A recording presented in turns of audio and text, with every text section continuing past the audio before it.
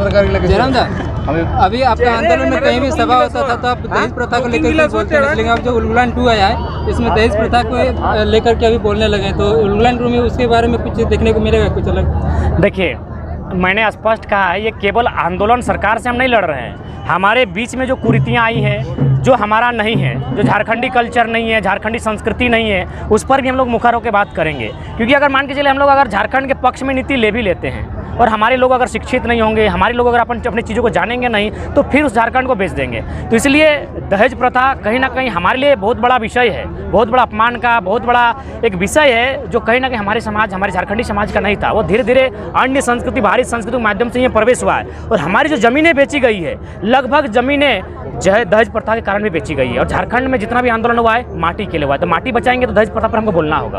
बिना खतियान का रजिस्ट्रेशन का भी जैसे बात हो रहा है, क्या बिना खतियान के रजिस्ट्रेशन? हाँ, बिना खतियान का रजिस्ट्री का बात हो रहा है, उसका मतलब को सीधा बता दे, ये पारास्तान पर्वत भी वे लोग मैंने यहाँ फ्लैट बना सकते हैं, आप कोई रोक टोक नहीं है। दादा क्या कुछ कहेंगे कि आप अपना जो पवन धरती है जहाँ पे आप पैदा हुए हैं, यहाँ पे आप आंदोलन का आवाज़ उठा रहे हैं और यहाँ पे अपना आंदोलन का जलवा दिखा रहे हैं, क्या चीज़ कहेंगे इस चीज़ को लेकर? देखिए, यहाँ आपको सारे उदाहरण, जो बहुत सारी समस्या आपको यहीं देखने को मिलेगी। ये जो सबसे पहले बात, जिस ज़मीन पे आप खड़े हैं, इस ज़मीन को गांव वालों से कंपनी ने लीज पर कुछ दिन के लिए लिया था कि सामान रखना है। थोड़ा सा ज़मीन को नीचे गौर कीजिएगा, कैमरा चलाते जाइएगा कि ज़मीन का हालत क्या है। जब गांव वालों ने दिया था तो ये ज़मीन खेती के लायक थी, आज देखिए बंजर भूमि है। आज देखिए टेंट वहाँ है और स्टेज यहाँ है, कारण क्यों पता, यहाँ सब्बल नहीं घुस रहा था। तो आपको छोटा सा उदाहरण देना चाहेंगे कि कंपनी इसी प्रकार हमारी ज़मीनों पर आती है और हमारी जो माँ समान ज़मीन है जिस पर हम खेती उगाते हैं उसे इस प्रकार बंजर बना के जाती है। पीछे आपका बिल्कुल 1 किलोमीटर नहीं है, पारासनाथ पहाड़ है।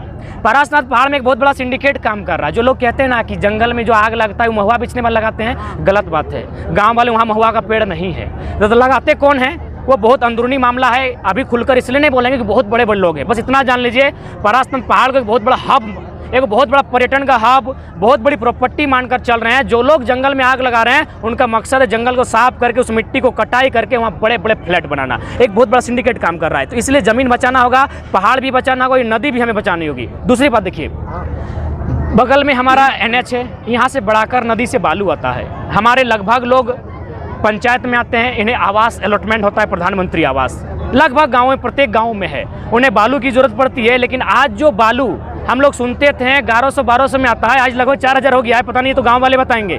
पता है क्यों? वही बालू है।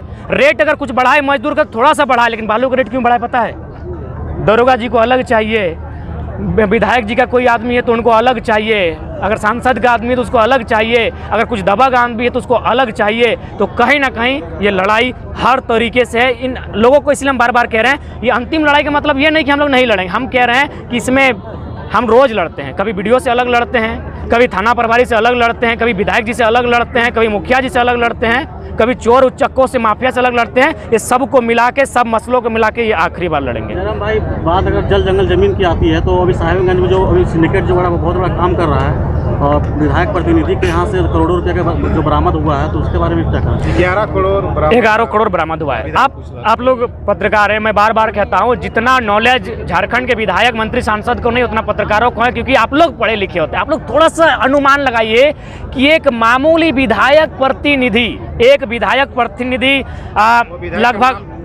लगभग मान के चल 10 को प्रतिनिधि रखता है। एक प्रतिनिधि का नाम पूछा, शायद कोई पंकज मिश्रा करके है।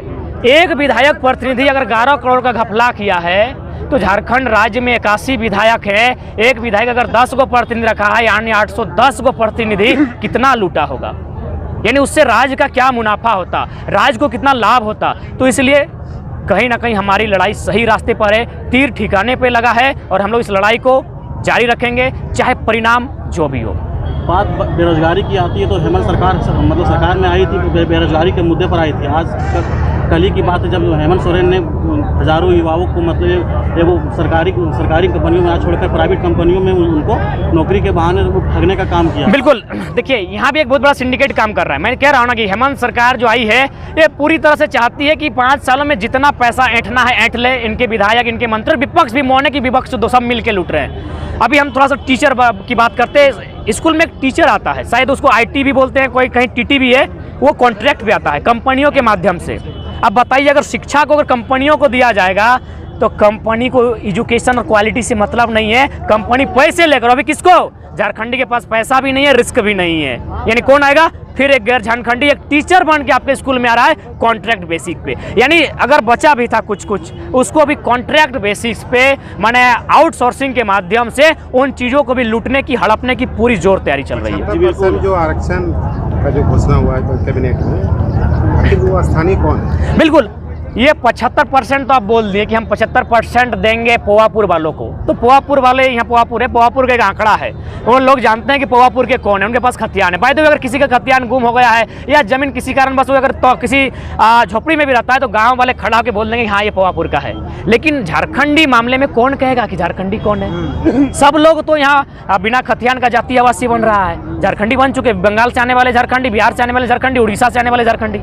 तो ये 75% ये भी केवल और केवल ढकोसला है। इसमें भी झारखंडियों के लिए केवल और केवल दर्द और आंसू के सिवा कुछ नहीं है। जेईई का जो मामला है, धांधली वाला, लगातार छात्र आंदोलन कर रहे हैं, सरकार अभी तक सूझ नहीं लिया। छात्रों से बात हुई है, उन्होंने कहा कि संज्ञान में लिया गया है विभाग द्वारा और विभाग ने कार्रवाई का, जांच का आदेश दिया है। अगर वो उचित जांच नहीं करती है और जांच में अगर वो माने दोषियों को बचाने का प्रयास करती है तो निसंदेह जेएसएससी जेईई का मामला भी बृहद आंदोलन की तैयारी में है और उसका हमारा समर्थन रहेगा। होने को है, सरकार से क्या कुछ अपेक्षा रखते हैं? सरकार से अपेक्षा है कि जिन वादों के साथ आप आए थे सत्ता में, उन वादों को पूरा करें और इस मानसून सत्र में कम से कम कुछ वादों को अमल करें और उसकी विधि व्यवस्था बनाएं। 10 दिन से धरना चल रहा है रणधीर वर्मा चौक में अभ्यर्थियों का, अभी तक कोई परिणाम नहीं निकला। कहीं ना कहीं बहुत ही पीड़ा का विषय है। जो सरकार कहती है कि हम आदिवासी मूलवासी हितैषी हैं, आदिवासी बहनें, आदिवासी भाई, मूलवासी बहनें, मूलवासी भाई आज 10 दिन से धरना में, 10 दिन तो छोड़िए, पिछले लगभग 2018 से ये आंदोलन चल रहा है। जब ये भाषा आंदोलन नहीं था उससे पूर्व उस आंदोलन में हम भागीदार रह चुके हैं। उनके साथ रांची तमाम मंत्री विधायकों के पास गए हैं, संसद के पास गए, उनके साथ मिलने गए हैं, केवल आश्वासन मिला है। लेकिन देखिए उनकी जो मांग है, जो होमगार्ड की आप बात किए, बिल्कुल जायज़ है। उनका अंतिम आपको बता दें कि उनका होमगार्ड विभाग द्वारा अकाउंट खोला गया है। अकाउंट उन्हीं का खोला जाता है, आप लोग सभी जानकार लोग हैं, जिनको नौकरी दिया जा चुका है ऐसा मान लिया जाता है, उन्हीं का अकाउंट खुलता है। तो उनका अकाउंट खोला जा चुका है। अकाउंट खोलने के बाद अगर आप नौकरी प्रोवाइड नहीं कर रहे हैं, इसका मतलब आपकी मंशा में खोट है, आपको उन सीटों के लिए पैसा नहीं मिला है, क्योंकि पिछली सरकार की थी, आप शायद पैसे की तलाश में हैं। सीडी गायब है, सीडी गायब। सीडी रखना नजरत का काम होता है, नजरत कलेक्टर का अधीन होता है। जिले का कलेक्टर अगर सीडी सेफ नहीं रख पाता है तो आम आदमी का अधिकार सेफ कैसे रहेगा?